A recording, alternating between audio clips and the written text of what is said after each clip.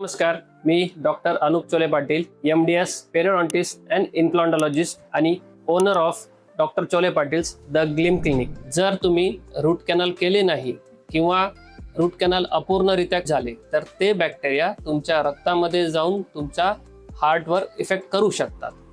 चला तर आपण हे कसं रोखू शकतो किंवा कसं प्रिव्हेंट करू शकतो बघूयात.